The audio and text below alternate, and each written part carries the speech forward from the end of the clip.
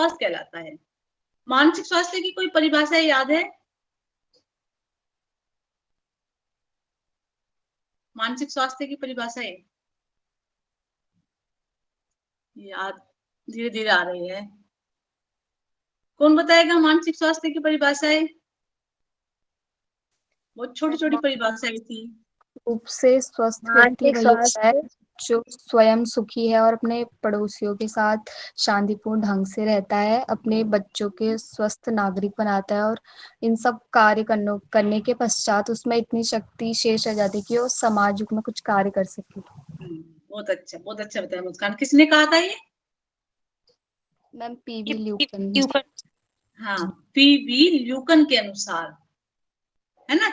PV ल्यूकन थे, मनोशास्त्री थे। उन्होंने क्या बताया कि जो व्यक्ति स्वयं सुखी हो, अपने पड़ोसियों के साथ शांतिपूर्वक रहता हो, अपने बच्चों को श्रेष्ठ नागरिक बनाता हो और इन सब मूल कर्तव्यों को करने के पश्चात जिसमें इतनी ऊर्जा शेष रह जाए कि वह समाज हित में कुछ कार्य कर सके, तो उसको यहाँ पर मानसिक रूप से स्वस्थ व्यक्ति कहा गया है। और कोई परिभाषा? देखो ये परिभाषा आपकी आएगी एग्जाम में। मानसिक स्वास्थ्य का अर्थ, परिभाषाएं और मानसिक स्वास्थ्य को प्रभावित करने वाले कारक आपके एग्जाम में आएंगे। और असाइनमेंट के क्वेश्चन मैंने दे दिए है ना? दिए है नहीं दिए? नहीं दिए शायद, आपके नहीं दिए, फाइनल वालों के दे दिए। आज दूंगी आप, है ना, फाइनल के और डिप्लोमा के मैंने दे दिए। हाँ तो बताओ, दूसरी परिभाषा बताओ। मानसिक स्वास्थ्य व अधिगम का सफलता से घनिष्ठ संबंध है, ये फ्रेडसन के अनुसार। फ्रेडसन के अनुसार मानसिक स्वास्थ्य व अधिगम का सफलता से घनिष्ठ संबंध है। अर्थात मतलब क्या हुआ? जिसका मानसिक जो मानसिक स्तर पे स्वस्थ है वो वही तुम कर सकता, सीख सकता है और वही सफल होता है। जिस किसी का भी मानसिक स्वास्थ्य अच्छा होगा तो उसकी अधिगम क्षमता भी अच्छी होगी, मतलब सीखने की, और जो जितना ज्यादा से ज्यादा सीखेगा वो उतना ही सफल होगा। तीसरी परिभाषा बताओ। जेम्स ड्रैगन के अनुसार मानसिक स्वास्थ्य का अर्थ स्वास्थ्य के नियमों की खोज करना व उसका संरक्षण करना है। मतलब स्वास्थ्य के नियमों की खोज करना व उनका संरक्षण करना। ठीक है, चलिए मानसिक स्वास्थ्य को प्रभावित करने वाले कारक बताइए। करवाए थे नहीं? ऐसे क्या कारण हो सकते हैं, क्या फैक्टर हो सकते हैं जिसका प्रभाव हमारे मानसिक स्वास्थ्य पर पड़ता है? पंक्चुअलिटी, मैम सामाजिक प्रभाव, मैम जैसे एक मिनट, आसपास का नकारात्मक वातावरण, हमारे आसपास यदि नेगेटिव लोग रहेंगे तो हमारा मानसिक स्वास्थ्य पे बहुत ज्यादा उसका इफेक्ट पड़ेगा। तो एक तो ये कारण है कि नकारात्मक वातावरण से बहुत ज्यादा हमारा मानसिक स्वास्थ्य प्रभावित होता है। एक शारीरिक स्वास्थ्य, आर्थिक स्वास्थ्य और आहार और खान-पान का भी असर पड़ता है। वातावरण का और हम दिनचर्या, ऋतुचर्या, रात्रिचर्या, ये सब भी हमारे मानसिक स्वास्थ्य को प्रभावित करती है। हमारा आहार, योगाभ्यास का भी प्रभाव पड़ता है। आहार का भी पड़ता है। हम आहार का पड़ता है, चिंता का, हम जितनी चिंता करेंगे, बेचैनी होती है, घबराहट, इन सब का नेगेटिव इफेक्ट पड़ता है। प्राणायाम करेंगे, योगाभ्यास करेंगे, उसका पॉजिटिव प्रभाव पड़ता है। वो तो फिर उसको उन्नत बनाने के उपाय में आ जाएगा, है ना। यदि हम मानसिक स्वास्थ्य को उन्नत बनाए तो उसमें योगाभ्यास, प्राणायाम आएगा, है। तो अभी ये हम फैक्टर पढ़ रहे थे जिसमें शारीरिक स्वास्थ्य भी आ जाता है, सामाजिकता भी आ जाती है। जिस समाज में हम रह रहे हैं वहां के रहने वाले लोगों का व्यवहार कैसा है, आसपास का वातावरण, शरीर संगठन और स्वास्थ्य आ जाता है। परिवार, समाज, स्कूल का व्यवहार, ये सारी चीजें क्या करती है, हमारे मानसिक स्वास्थ्य को प्रभावित करती है। इनमें दोनों ही कंडीशन आ जाती है। यदि हमारे आस पड़ोस का वातावरण सही होगा, पॉजिटिव होगा, तो उससे हमारा मानसिक स्वास्थ्य भी अच्छा बनेगा। उसी के विपरीत हमारे आस पड़ोस में लड़ाई झगड़े वाले व्यक्ति हो, गलत व्यवहार वाले हो, तो उनका प्रभाव हमारे मानसिक स्वास्थ्य पर आता है। आर्थिक स्थिति का भी आ जाता है। यदि हम आर्थिक रूप से कमजोर हो, चीजों का अभाव हो, तो हम मेंटली बहुत परेशान रहते हैं और धीरे धीरे हम मानसिक रोगी बन जाते हैं। यदि स्थिति सही है, प्रॉपर सारी चीजें आवश्यकता की मिल रही है, तो उससे हमारा मानसिक स्वास्थ्य अच्छा बनता है। तो ऐसे बहुत सारे फैक्टर होते हैं जो हमारे मानसिक स्वास्थ्य को प्रभावित करते हैं। अब थोड़ा सा मुझे बता दीजिए, यदि प्रश्न आता है मानसिक रूप से स्वस्थ व्यक्ति की विशेषताएं लिखिए, क्या क्या लिखोगे? वो प्रसन्न होगा, वो टाइम पे पंक्चुअल होगा, वो समाज हित में कार्य करता है, वो निर्णय अच्छे लेता है। हाँ, पॉजिटिव थिंकिंग होगी उसकी, खुश रहता है, वो वाणी में स्पष्टता होगी, संयम होगा, स्थिरता होगी, और परिस्थितियों वाणी के में साथ संतुष्ट होगा मैम वो। साथ अच्छे से एडजस्ट कर सकता है उससे, और संघर्ष करने की शक्ति होगी। हाँ, हाँ। अपने संवेगों पे हर नियंत्रण इस होगा। काम को जिसका और खुद की संवेगों पर पूर्ति नियंत्रण करेगा। हो, मतलब जिसको ज्यादा क्रोध ना आता हो, है ना? संतोष से पूर्ण हो। हाँ, पूर्ण पुरुषार्थ के बाद, है ना, संतुष्टि के भाव हो जिसके अंदर, जिसमें है ना? ईर्ष्या का भाव ना हो। हाँ, हाँ, परिस्थितियों के साथ संघर्ष करने की हाँ, जो हर सहनशीलता हो। परिस्थिति में स्वयं को समायोजित कर लेता हो, है ना? समायोजन की क्षमता भी उसी में पाई जाती है जो मानसिक रूप से स्वस्थ होता है। और स्वार्थ भाव से मुक्त होकर परोपकार से युक्त हो। जिसके अंदर परोपकार की, सहयोग की भावना हो। हम सभी कार्य समय पर और बुद्धिपूर्ण ढंग से करना हाँ, आता है। सूझबूझ ढंग से, मतलब समझ कर, सोच समझ कर, है ना? ऐसा नहीं है कि जो मन किया अपना कर दिया, हर चीज को समझ कर करते हैं। जो मानसिक रूप से स्वस्थ व्यक्ति होते हैं, तो वे प्रत्येक कार्य सोच समझ कर करते हैं। तो बहुत सारे हो गए, है ना? हो जाएंगे ना? अपनी अपनी विशेषताएं लिख देना फिर, है ना? आप भी तो मानसिक रूप से स्वस्थ ही होंगे, या ऐसा भी है कोई रोगी भी है? अपनी अपनी विशेषताएं लिख के आना, ठीक है? अच्छा, दीप्ति है? दीप्ति मानसिक रूप से बीमार है? दीप्ति क्लास में आनी है ना? Yes ma'am.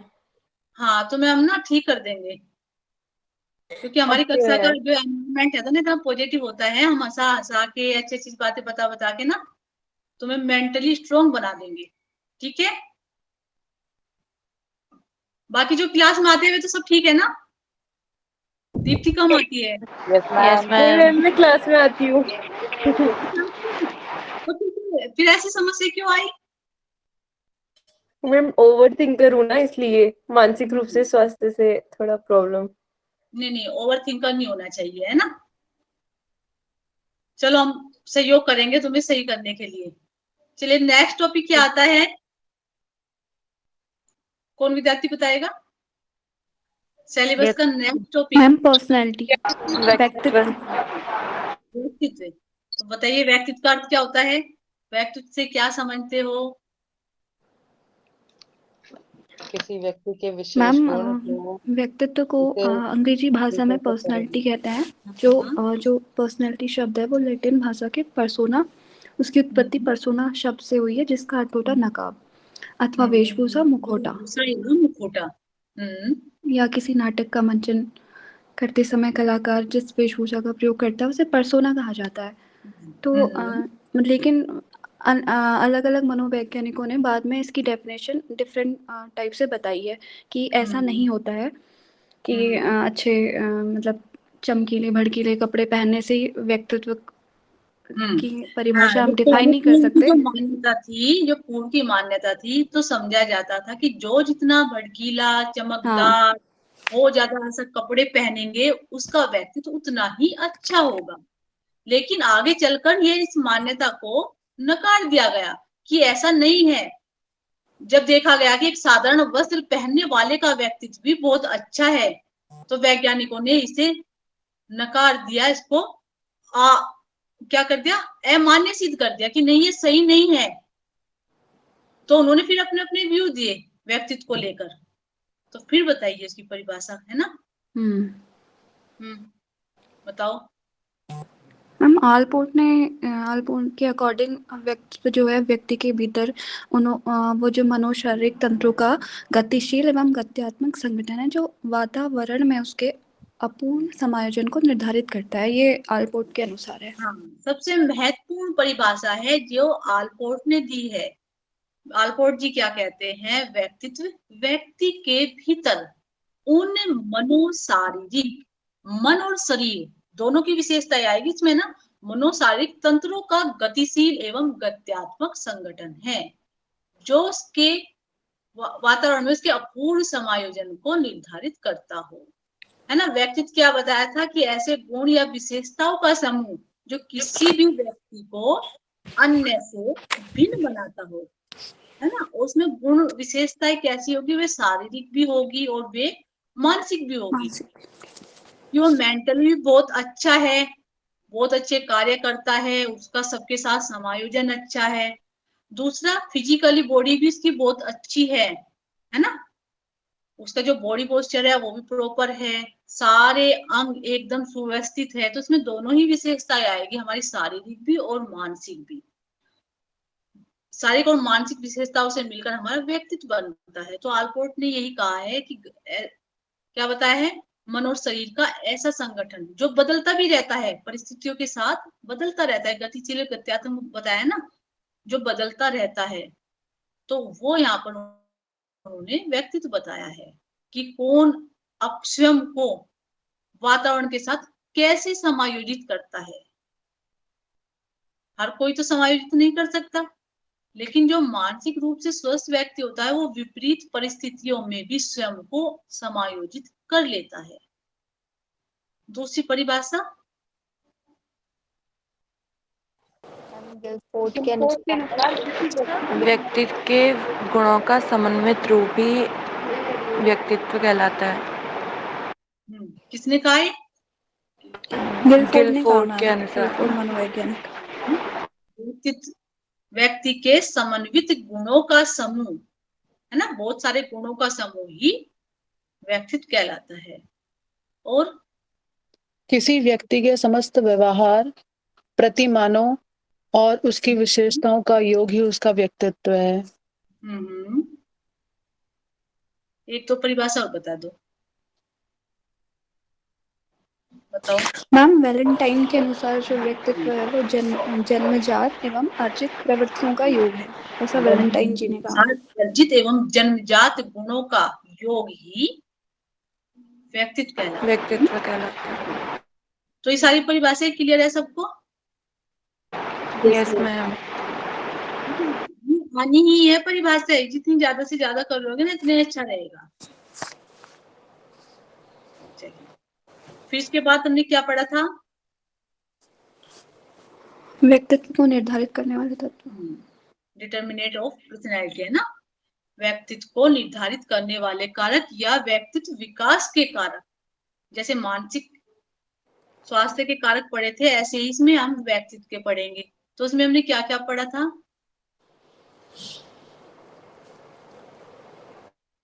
बताइए, लगभग कुछ ऐसे ही थे ना, सेम थे, उसमें भी यही आते हैं। मैम हेरिडिटी, जैविक कारक थे मैम, पर्यावरणीय कारक थे, बायोलॉजिकल और environmental factors and physical structures. हाँ, बायोलॉजिकल में क्या क्या आया था? दो बताए थे उसमें, है ना, आनुवांशिक या जैविकीय या वातावरणीय कारक। अंतःस्रावी ग्रंथियां। हाँ, अंतःस्रावी ग्रंथियां भी हमारे व्यक्तित्व को प्रभावित करती है।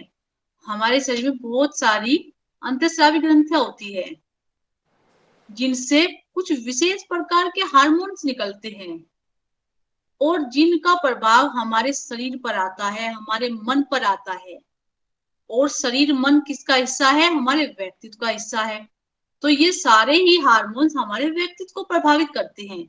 यदि इनमें से निकलने वाले हार्मोन्स बैलेंस है, ना कम निकल रहे हैं ना ज्यादा निकल रहे हैं, तो हमारे शरीर का वृद्धि विकास, है ना, हमारी मेंटली जो पावर होती है वो सही होती है, तो हम मतलब स्वस्थ होते हैं, उससे हमारा व्यक्तित्व विकास अच्छा होता है।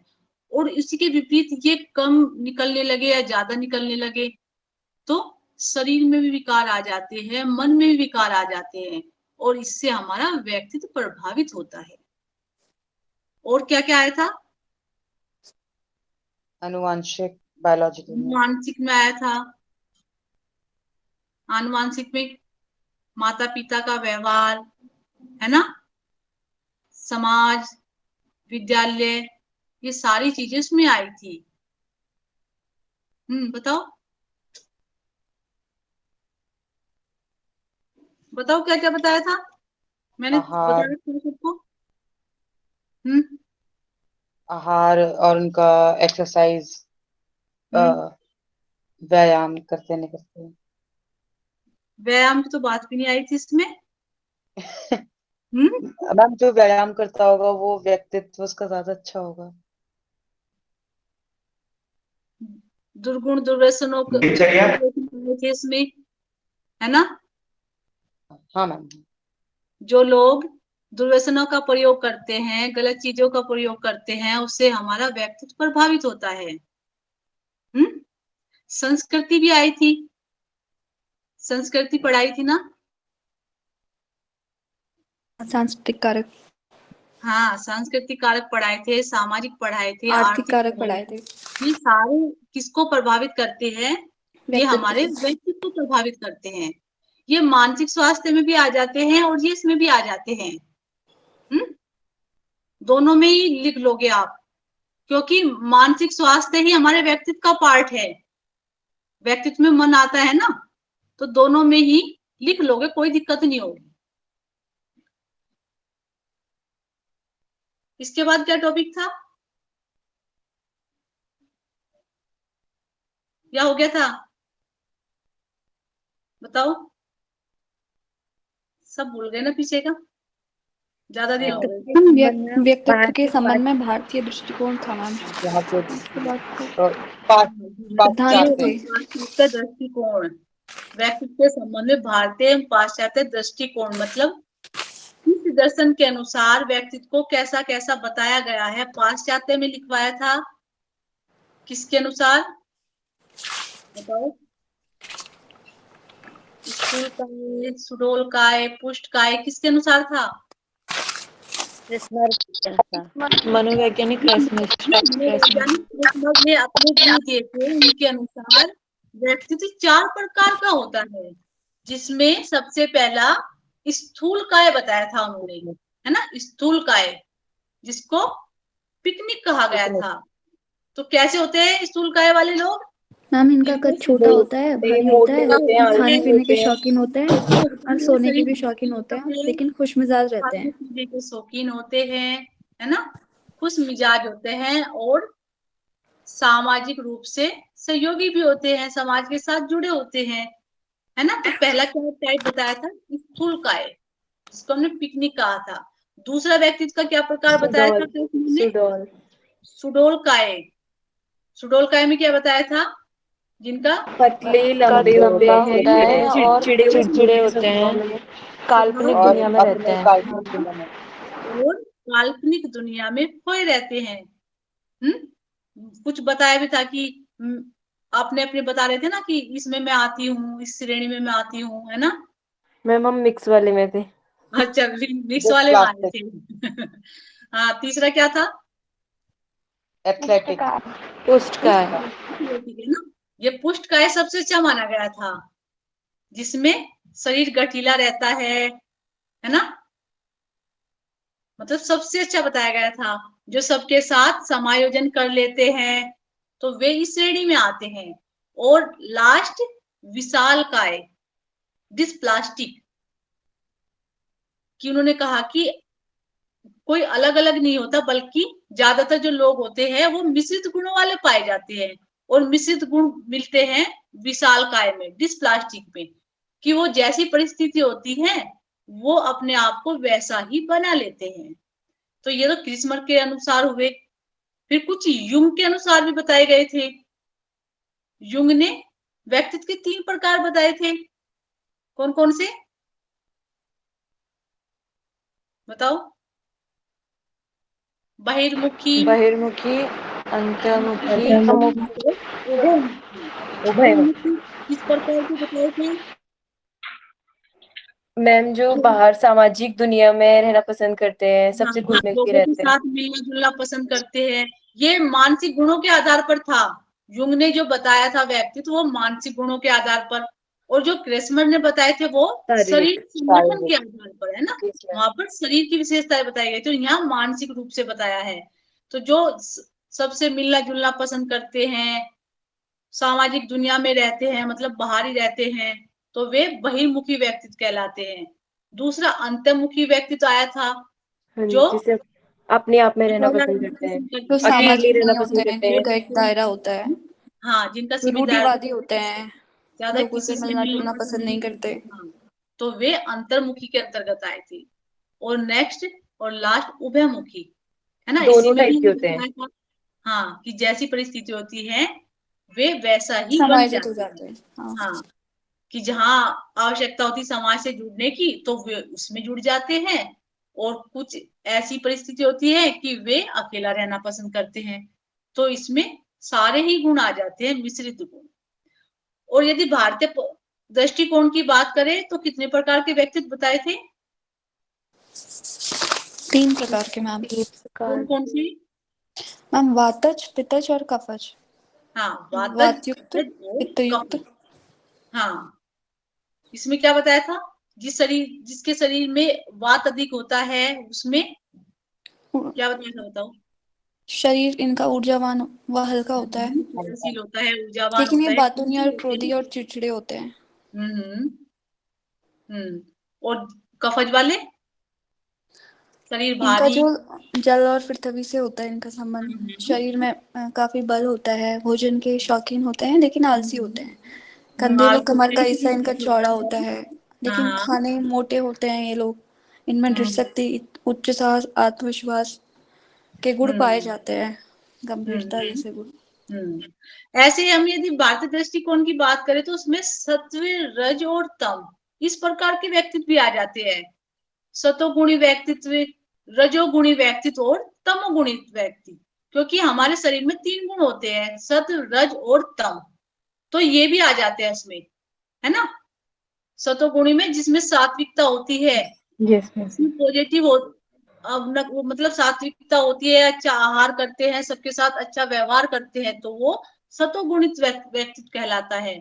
दूसरा रजोगुणी होता है ना, जिनको राजसी खाना पसंद होता है, वो ज्यादा चंचल होते हैं, क्रियाशील होते हैं, तो वे रजोगुणी व्यक्तित्व कहलाते हैं। फिर तमोगुणी की बात आती है। तमोगुण राक्षस प्रवृत्ति होता है ना, जो आलसी होते हैं, तामसिक प्रवृत्ति के होते हैं जो। हाँ, जो तामसिक प्रवृत्ति मतलब राक्षसी प्रवृत्ति के होते हैं, तो वो तमोगुणी व्यक्तित्व कहलाता है। तो ये भी आ जाएगा उसमें, है ना। उसके बाद फिर हमने सिद्धांत शुरू कर दिए थे, हैं? हमारे सिद्धांत शुरू हो गए थे, थ्योरी शुरू हो गई थी। बहुत सारे मनोवैज्ञानिकों के नाम दिए गए हैं, उनके अपने अपने सिद्धांत दिए गए हैं, जिसमें सबसे पहला और महत्वपूर्ण व्यक्तित्व के संबंध में सिद्धांत किसने दिया था? सिगमंड फ्राइड ने मैम। सिगमंड फ्रायड कहाँ के निवासी थे? ये ऑस्ट्रिया के थे, जर्मनी। सिगमंड फ्रायड जो ऑस्ट्रिया के निवासी थे, और जिन्होंने अपने 40 वर्षों के नैदानिक अनुभव के आधार पर एक सिद्धांत का प्रतिपादन किया, जिसका नाम था, बताइए? मनोविश्लेषणात्मक व्यक्तित्व का मनोविश्लेषणात्मक सिद्धांत, साइको एनालिटिक थ्योरी, है ना। तो उसमें क्या बताया इन्होंने? अपने सिद्धांत को 3 भागों में बांटकर समझाया।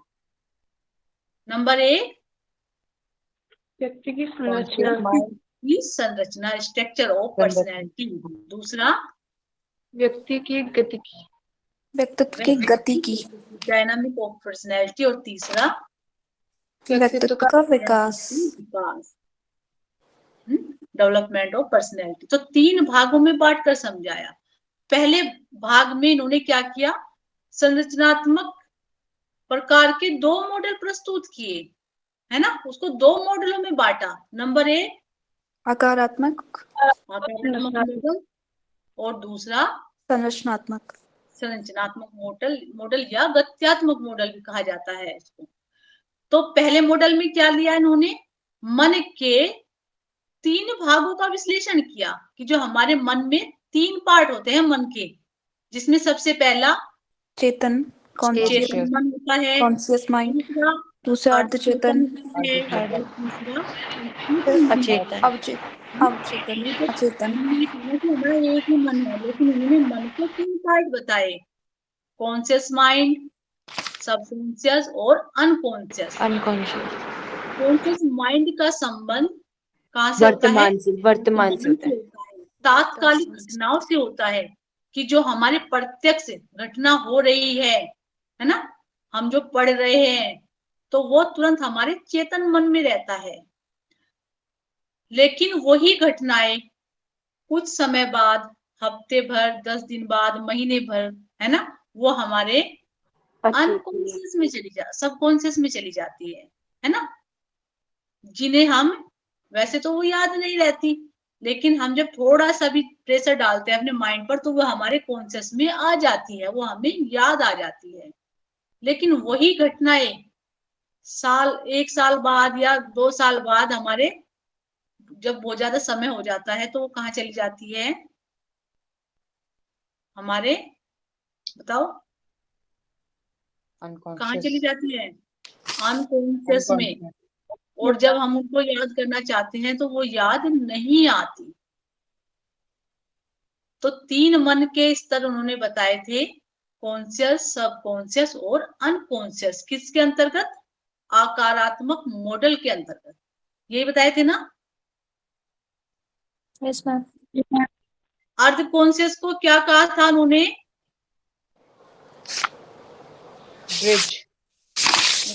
कुछ एक मेन पॉइंट लिखवाया था। जो आपका सब कॉन्शियस है उसको सुलभ स्मृति के नाम से भी जाना जाता है।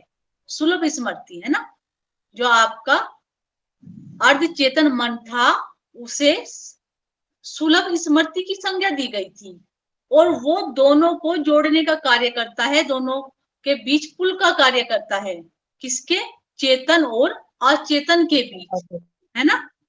सुलभ स्मृति मतलब जो हमें याद आ जाती है, ये तो कहा था ना।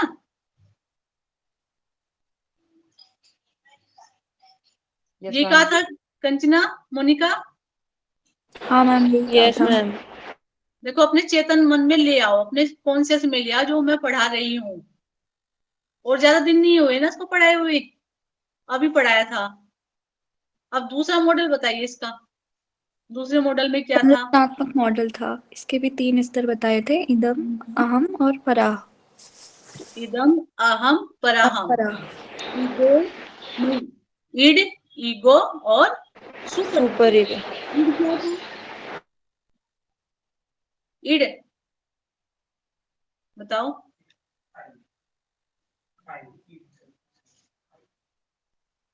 बताओ इदम में क्या बताया था, याद करो। इदम में सिर्फ व्यक्ति अपने सुख के लिए ही कार्य करता है, जो आनंद से कुछ भी काम कर लेता है, करता है ना, जो आनंद सिद्धांत पर कार्य करता है, जो केवल आनंद और सुख के पीछे रहता है, जिसमें एक उदाहरण भी देके बताया था। एक बच्चा, हाँ, जिसको कोई सामान चाहिए होता है तो किसी भी हाल में लेने के लिए जिद करता है। उसे विवेक, अविवेक, नैतिक, अनैतिक, समय, स्थान से कोई मतलब नहीं होता कि वो कहाँ है, ये समय ये चीज मांगने का है या नहीं है। उसे केवल सुख की इच्छा होती है, और वो कुछ भी गलत कार्य भी कर बैठता है, उसको कुछ ज्ञान नहीं होता उस समय। जब उसका जो इदम होता है, जब वो एक्टिव रहता है, तो उस समय उसे किसी भी चीज से कोई मतलब नहीं होता। वो केवल आनंद के सिद्धांत पर कार्य करता है, अपनी इच्छा पूर्ति हेतु, अपनी सुख पूर्ति हेतु वो कुछ भी कर बैठता है। दूसरा, अहम। अहम क्या था, इसमें व्यक्ति अपने आप को सामाजिक स्तर पर श्रेष्ठ बनाने की कोशिश करता है हाँ और उसे निराशा उत्पन्न हो जाती है जल्दी, अगर जैसे एग्जाम्पल में बच्चे की बात नहीं सुनते घर वाले तो।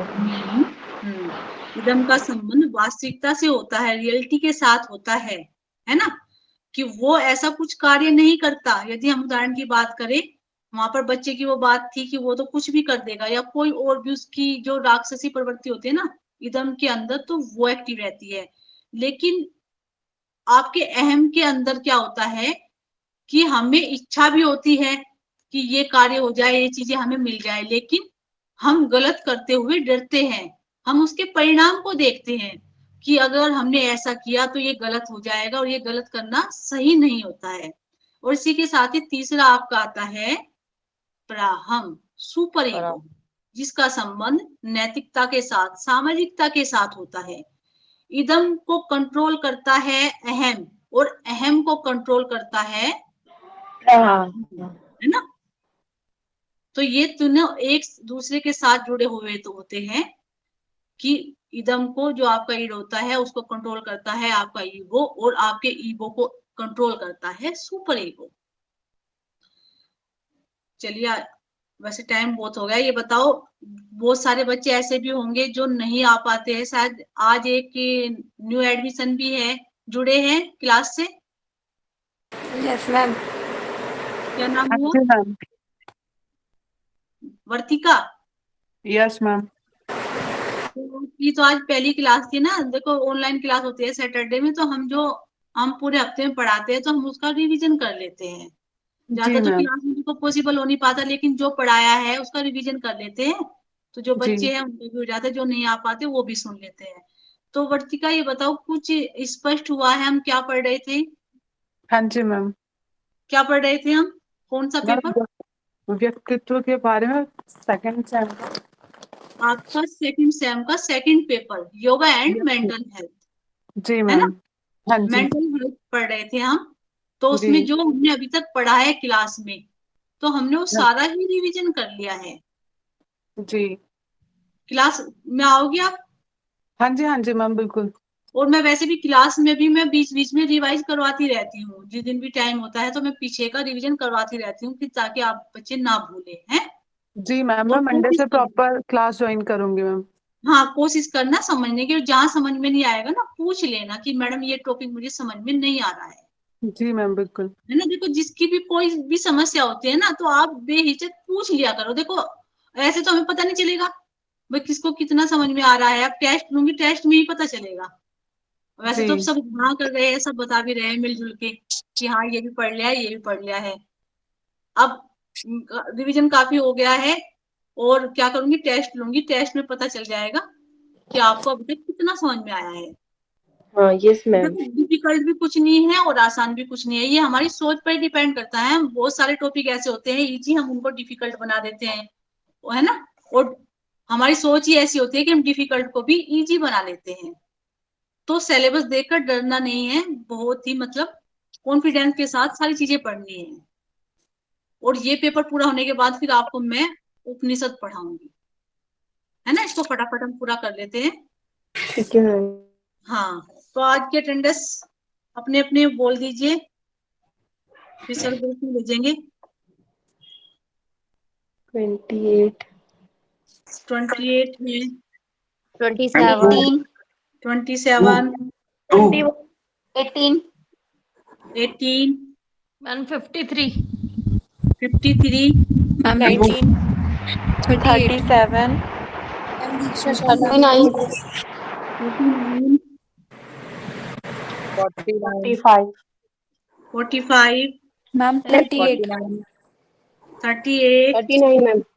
मैम 68 मैम 78 68 78 75 and 2 2 1 1 39 39 39 तो कई बार हो गया।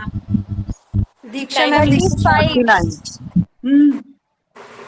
मैम 15 मैम 15 मैम 35 35 15 15 भी है ना।